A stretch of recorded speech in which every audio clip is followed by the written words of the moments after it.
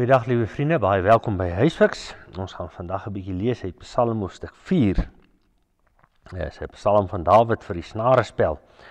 O God wat aan my reg verskaf, antwoord my as ek roep. Toe ek in die nood was, het U my bevry. Wees my ook nou genadig en hoor my gebed. Hoe lank gaan julle my eer nog skend, mense? Gaan julle valsheid lief hê en voorkeur gee aan leuns? Besef tog, dat die Here wonders gedoen het vir die wat aan hom getrou is. Die Here hoor as ek na hom roep.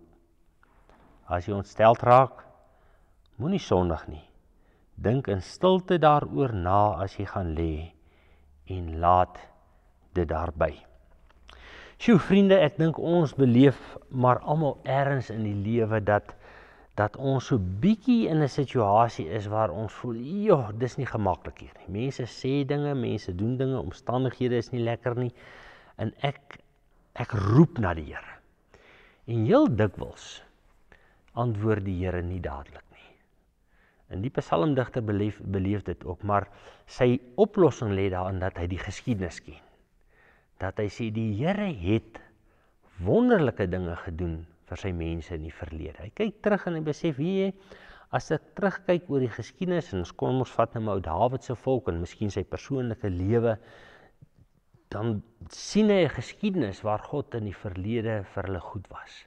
Hulle het moeilike situasies gered het. Ou Dawid kan byvoorbeeld dink aan Goliat, wat hom in die moeilikheid gehad het, aan Saul wat 'n paar keer hom met die spies probeer doodsteek het en gevange neem het. Hy kan dink aan die volk se geskiedenis, hoe die Here hulle deur die woestyn gelei het in daardie dorre omstandighede. 'n Groot stuk geskiedenis. Daarom sê hy, die Here het wonderlike dinge gedoen vir sy kinders, hulle wat op hom vertrou.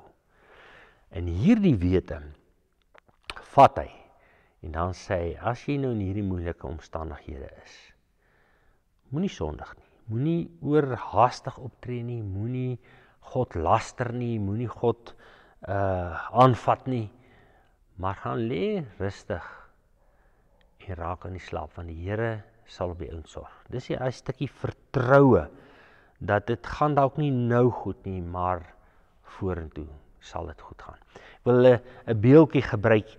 Ons weet mos as kleinkindertjies siek is, dan kan jy hulle gaan neerlê, of jy kan met hulle baie dinge doen, maar is net die beste plek wat hulle wil hê, is hier teen pa of ma se bors.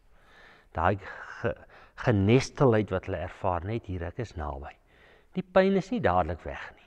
Die koors is nie dadelik gebreek nie. Maar ek is hier. En dis wat die psalmdigter sê, kom lê jou neer voor God in vertroue dat hy jou sal help. Ek wil eintlik die beeld 'n bietjie verander van die psalmdigter en sê, kom lê teen God se bors en raak daar in die slaap, want God sal vir jou sorg.